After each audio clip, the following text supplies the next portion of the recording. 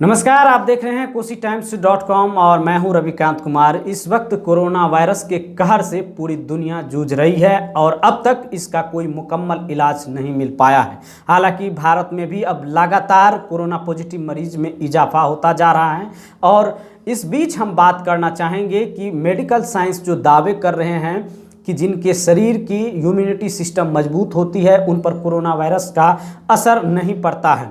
और आपको पता होना चाहिए कि अगर आपके शरीर का इम्यूनिटी सिस्टम मजबूत है या नहीं है, अगर कैसे होगी, इसके लिए लॉकडाउन के दौरान भी फल सब्जी की दुकानें को खुली रखी गई है, इसलिए कि अधिकतर लोगों का मानना है कि फल के सेवन से हमारे शरीर की इम्यूनिटी सिस्टम मजबूत होती है। लेकिन इस बीच जो हम बात करेंगे वो एक ऐसी बात है जो आपको जानना चाहिए और आपको समझना भी पड़ेगा। चूँकि हम बात करेंगे गेहूँ की बात हम इसलिए करेंगे कि आज के दौर में हर एक चीज़ पर बड़े बड़े विज्ञापन या कुछ भी बिस्कुट से लेकर के बॉर्नविटा से लेकर के नूडल्स से लेकर के हर एक चीज़ जो आपके भोजन के परिकार होते हैं उसमें गेहूं के आटे की मिलावट होती है या गेहूं के आटे से बना हुआ होता है। और जब दावा किया जाता है कि इसमें गेहूं के आटे से बनी हुई है तो आप बड़े शौक से खरीदते हैं और खाते हैं, लेकिन आपने जरा भी नहीं सोचा कि ये सिर्फ आपके शरीर के लिए नुकसानदेह ही नहीं बल्कि जहर है।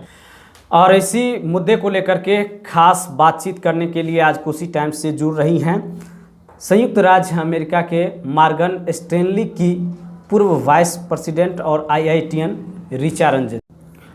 कोशी टाइम्स के इस खास मुलाकात में आपका बहुत बहुत स्वागत है। नमस्कार। आपने बताया कि गेहूं लोगों के लिए न सिर्फ नुकसानदेह है बल्कि यह एक जहर है, जबकि गेहूं से बनी खाद्य पदार्थ को लोग बड़े चाव से खाते हैं और लोगों का ये मानना भी है कि अगर गेहूं से बनी रोटी खाते हैं तो उनका पाचन क्रिया भी सही रहता है। और विभिन्न प्रकार की मार्केटिंग भी हो रही है, बड़े बड़े विज्ञापन होर्डिंग्स लगाए जा रहे हैं और लोगों उससे काफ़ी आकर्षित भी हो रहा है। तो ज़रा हमारे दर्शकों को आप बताइए कि किस प्रकार से वो नुकसानदेह ही नहीं बल्कि जहर है। जैसा कि हमें से बहुत लोग जानते होंगे, 1970s के पहले गेहूं की खेती ना के बराबर होती थी, जो होती भी अगर थी तो बहुत कम होती थी। और उस समय जो गेहूं होता था वो लाल और छोटे दाने का होता था जो प्राकृतिक था। 1966-67 के बाद जब अकाल आया था हमारे देश में, उसके बाद हमें US से अमेरिका से फूड एड मिला था जिसमें ये जेनेटिकली मॉडिफाइड गेहूं आया था जो कि अप्राकृतिक गेहूं है, कृत्रिम गेहूं है।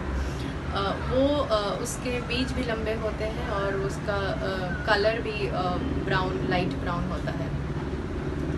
उसके बाद से हमारे देश में गेहूं की खेती इतने बड़े पैमाने पे होने लगी और हम गेहूं इतने बड़े पैमाने पे खाने लगे अपने रोज़ के खाने में। और आज ये हालत है कि ऑलमोस्ट हम सब मील्स में गेहूं खाते हैं। हमारा कोई भी भोजन गेहूं के बगैर शायद ही होता है। बिस्किट हो, ब्रेड हो, बन हो, बर्गर हो, पिज़्ज़ा हो, रोटी हो, पराठा हो, नूडल्स हो, मैगी हो, पास्ता हो, ऑलमोस्ट केक हो, ऑलमोस्ट हर चीज़ में हम गेहूं का इस्तेमाल कर रहे हैं।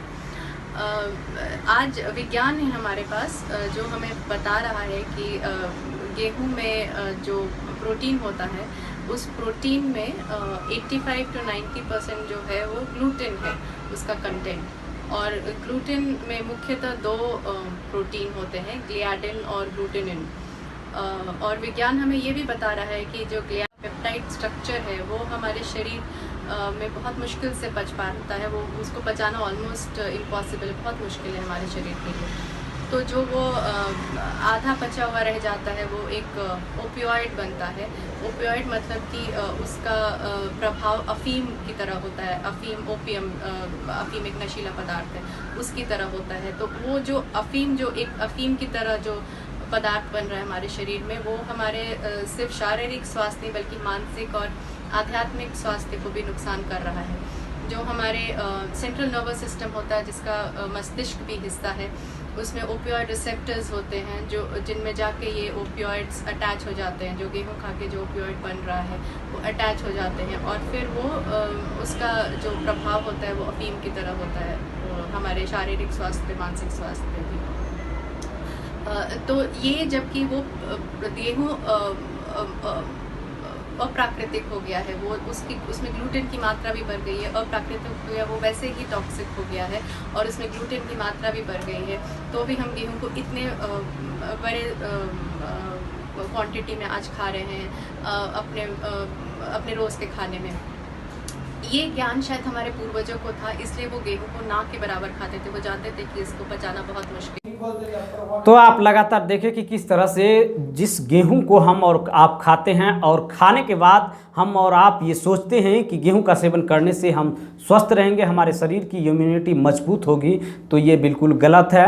और जिस तरह से आपको और हमें मालूम है कि हमारे जो पूर्वज थे वो किस तरह से गेहूं का कम सेवन करते थे, और जैसा कि ऋचा रंजन जी ने हमें बताया कि पहले गेहूं की खेती कम मात्रा में होती थी और इनका सेवन भी काफ़ी कम होता था, जिसके बनिस्बत जो उस ज़माने के लोग थे वो अधिक मजबूत होते थे और उस ज़माने में बीमारियां भी बहुत कम फैलती थी। बहरहाल चलते चलते एक छोटी सी अपील आपसे करना चाहेंगे कि अगर ये वीडियो आपको पसंद आया हो तो कृपया हमारे फेसबुक पेज को लाइक कीजिए और यूट्यूब चैनल को भी सब्सक्राइब कर लीजिए। अगर खबरें पसंद आई हो तो अपने दोस्तों में ज़रूर शेयर कीजिएगा।